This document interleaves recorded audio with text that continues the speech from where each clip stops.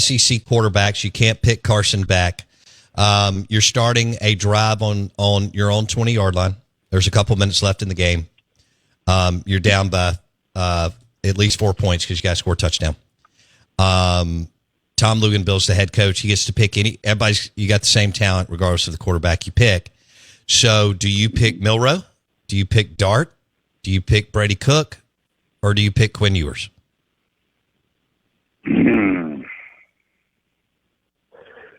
Hold on, let me say it again real quick for our listeners. You're on your own 20-yard line. There's a couple of minutes left. Okay. You're down by more than a field goal, which means you've got to score a touchdown. You can't pick Carson Beck. Which quarterback in the Southeastern Conference would Tom Luginbill go with? Lugs?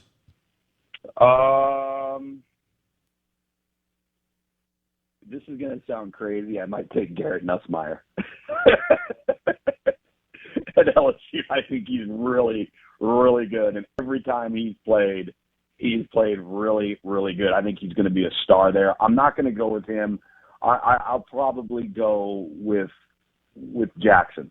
And I think Quinn Ewers would be a 1A for me. But I also think Quinn and Jackson at times have the same deficiency. And that is an ability to kind of have a lapse for a play or two or a series, and then they snap back into place. You know what I'm talking about? Like you'll have a series or a run of 2 to 3 plays, and you're scratching your head. You're going, what is this guy doing, right? And like I remember vividly last year in the first half for Texas playing against, I think it was Wyoming, and you're scratching your head watching Quinn Ewers going, what are you seeing, dude? Like, what are you doing? And we've seen Jackson do that too. But that experience between those two, if you told me I had to take the one player that was going to take one shot and get the ball downfield vertically, I would say Jalen Milroe. Because that's the best part of Jalen Milroe's game. He's got a lot of work to do in the short and intermediate areas, but that kid can throw the deep ball. Okay. Who is going to be better this year? Blake Shapen, Peyton Thorne, or Graham Mertz? I'm not talking about on the better team. I know Auburn and Florida have more talent than Mississippi State. Who's going to be the better player? Yeah. I think Blake Shapen is the better player amongst the other two that you just mentioned right there. I actually think he is the better player. But Graham Mertz actually played pretty good last year. He's getting pushed by DJ Lagway. I don't know what the plan is there with Billy Napier and if they're going to try to get him involved and get him on the field. But if Graham Mertz is playing well, you don't have to do that. If you're not having to play the freshman quarterback and you're at Florida right now, things are probably going well for you.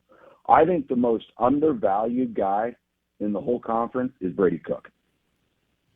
He would fall out of bed right now and run a 4.6. That's how athletic he is. He's freaky. He's really good, man. He is really good. Who's the better pro prospect, Brady Cook or Jackson Dart?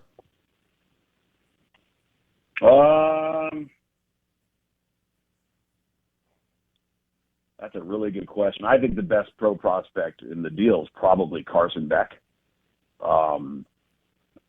That's a toss-up for me. I think with Jackson and Brady, they both bring tremendous attributes athletically. They can make all of the throws.